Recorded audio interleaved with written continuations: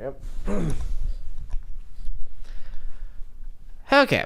Originally, I wrote in this essay, also, your warning now, this is a video essay.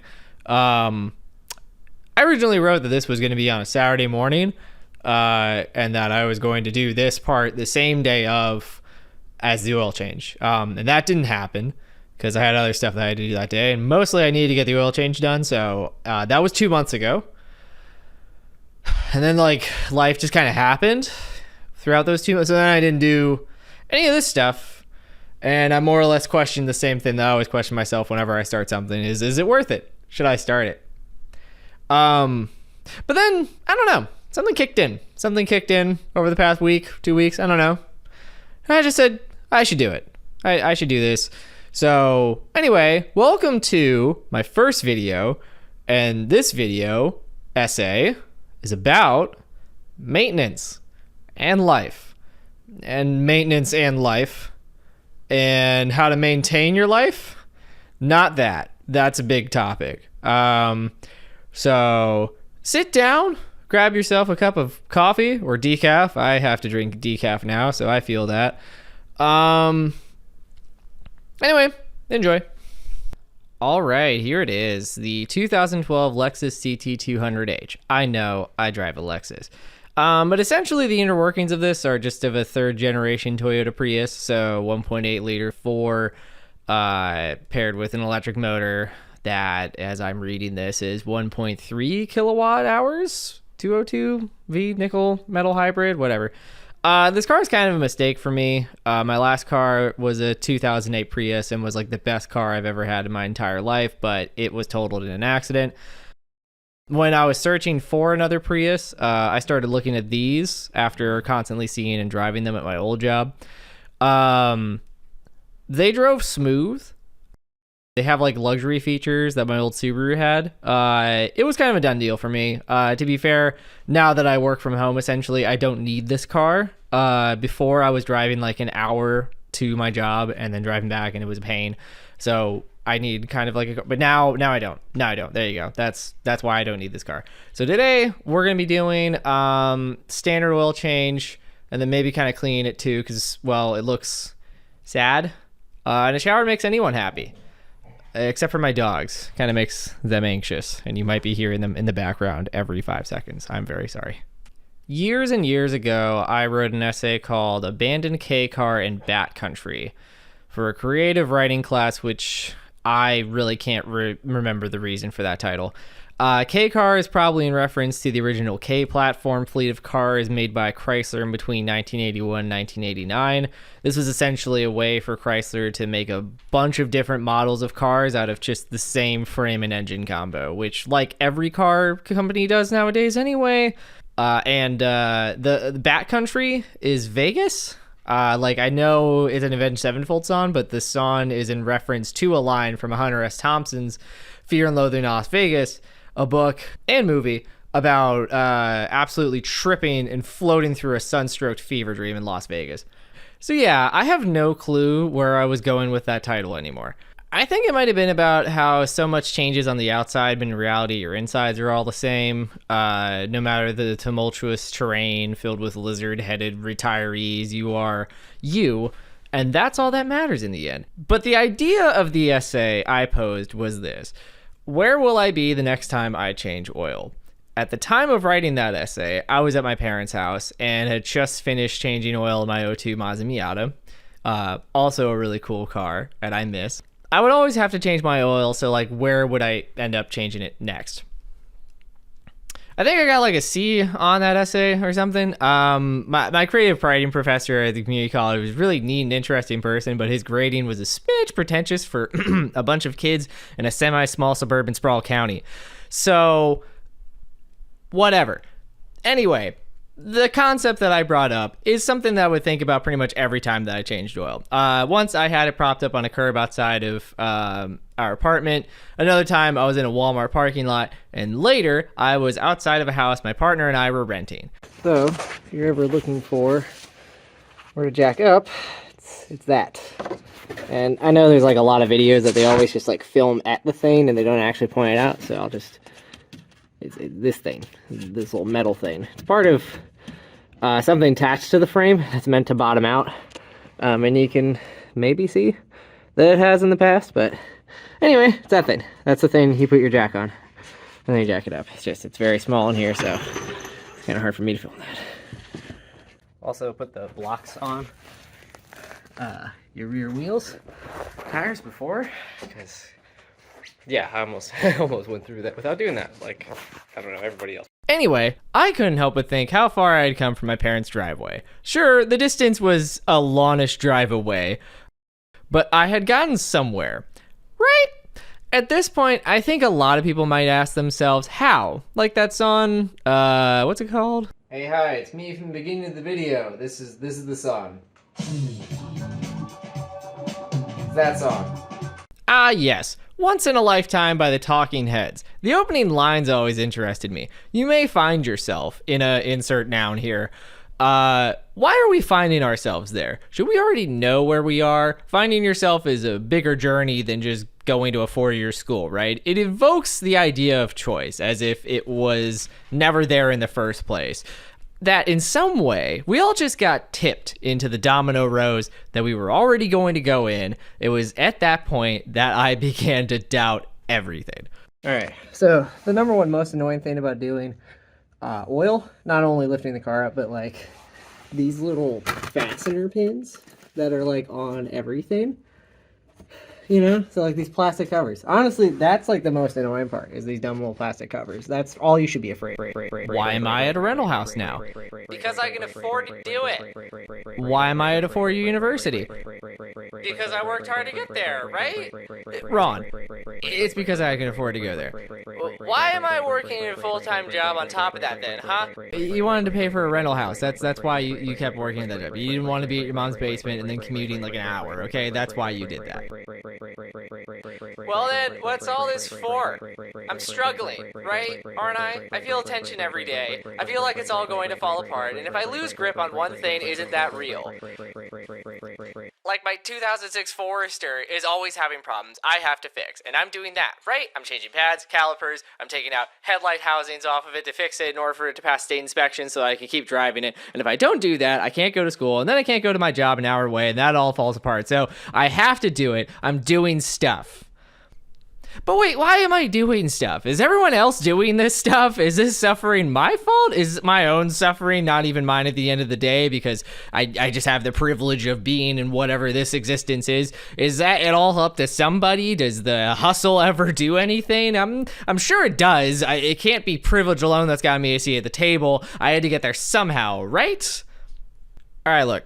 Sorry, I'm going off topic, but these thoughts would more or less occupy a white noise in my mind for the rest of my time in college. None of the accomplishments I had ever made really ever felt like my own, and a part of that was maybe imposter syndrome, but in another way, it was because any accomplishments I made felt like it could break at any point. And what came next did not help that. Last semester of my senior year, after working retail jobs and one blue-collar adjacent job for 6 years, I was finally going to get the degree. The thing that would separate me from me who I was before, a guy living in his parents' house, working on a full-length prog metal album that he would never finish, to who I was going to become, a professional who knows who he is and is paid to do it. What made this semester even more important to me were the opportunities I had lined up. I was asked to be a part of a team for a competition that was the first ever for my college's department to participate in. The volunteer event I had in April that companies were like lining up that I could network with and really wanted to work for. And another event that was a, volunteer event I did every year that was just fun anyway. Things had lined up really well for me. If only I wasn't graduating in the spring of 2020. Friendly reminder, if you do have one of these little plastic housings, do not over tighten it, because it is plastic and plastic breaks. So don't over tighten this. I'm not saying I did, ever. Definitely not saying that. Just don't over tighten these, because then it breaks and then you have to get another one, and it's not easy to get another one, and like for some dumb reason you need a car in order to exist in this place. So, if you need a car to exist in this place and you don't have any money to pay for a rental, like a normal person, then just don't break this as you're doing this. No pressure. It's hard to talk about mainly because, well, everyone's lives were impacted one way or another. And personally, I haven't really felt normal since then. I developed this weird thing where I couldn't yawn anymore. I thought for a bit that it was just some wearing a mask at work, working in a warehouse with no AC and no ventilation in the summer while wearing a mask. But it would just show up like this kind of suffocating feeling. Was weird to have because, again, other people were actually dealing with stuff. Like we were watching body bags pile up outside of a hospital, right? So I can't yawn. Who cares? Here's the thing, though. Why does it have to be so torturing to not be able to yawn right now, though? Like, I wanted to yawn so bad. I don't think you get it unless you are about to yawn and you just tell yourself not to. That's what it felt like, basically. It's just I couldn't get a really good breath in. And I still can't sometimes now. But anyway, I had to go see doctors and tell them about this problem during the height of the panini. Do you get that? Like, one said that it was my jaw, so I went to a dentist, and then I had to wait for 2 months to get a mouth guard for whatever reason. But during the 2 months, I started having panic attacks that I must have breathed in something at work, and now I have lung cancer. So I went back to another doctor during the height of the panini. Like, while I'm visiting this doctor, he's seeing these other patients that are all have like shortness of breath and junk like that. Because again, height of Panera. And he didn't take any risks. So I got chest x-rays, blood work, other tests, all of that. I waited for what seemed like an hour.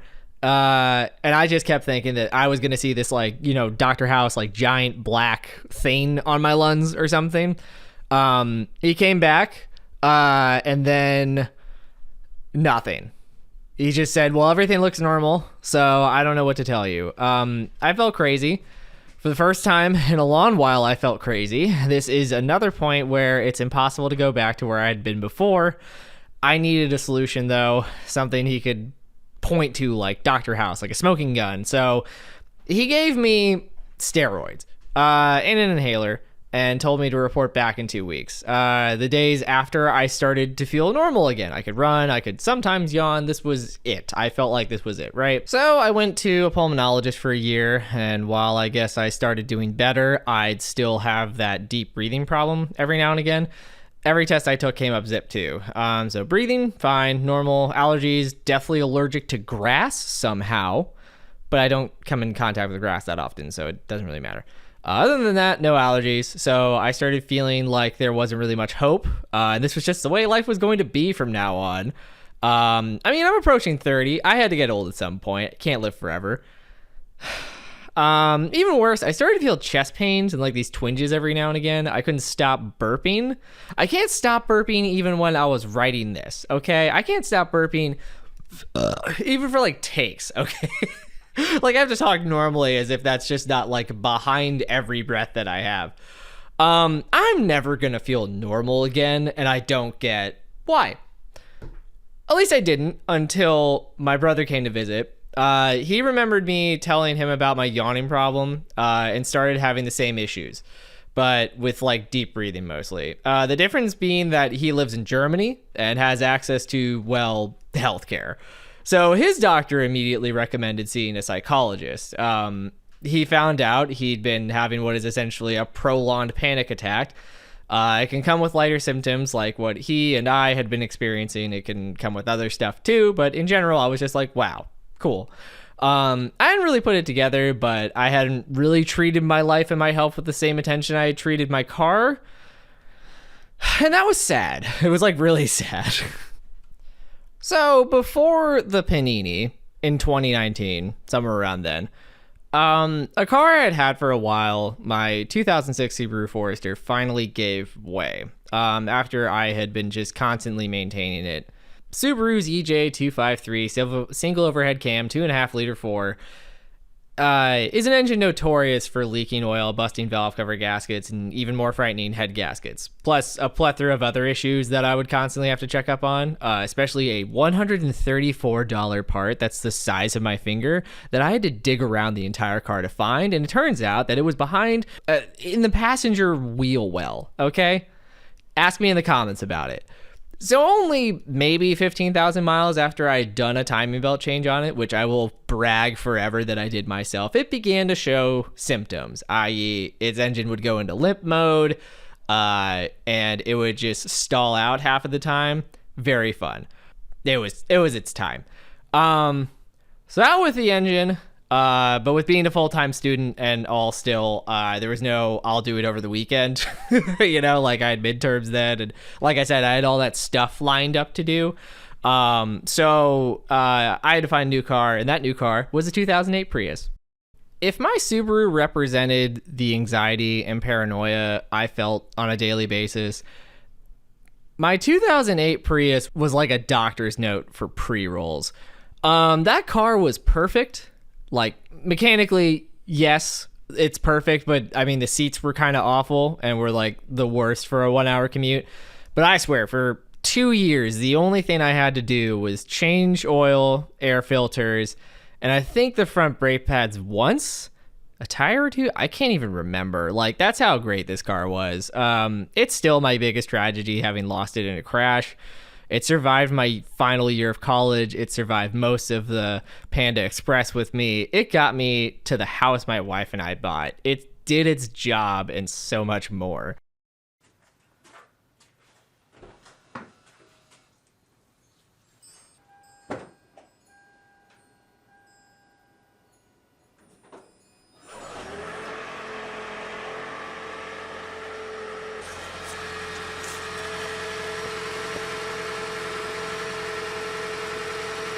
I don't see anything.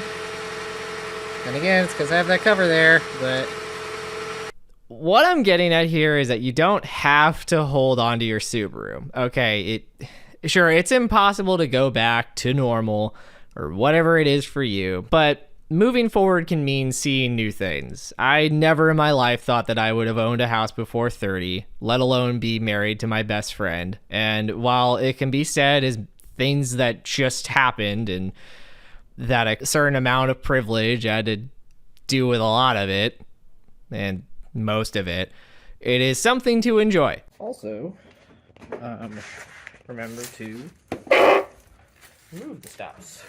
The Lexus needed an oil change. The very, very old house that my partner and I bought will continue to need updates and renovations, and there's always more work to be done for the rest of my short time on this rock hurtling through space. But maintenance is a part of life. While I know that it comes with the constant failures and frustrations that doing any maintenance can have in life, I don't know any other way to end this video other than just saying that there's no greater feeling than drinking a cold one, sitting down with a friend, and chatting after the thing you fixed is fixed.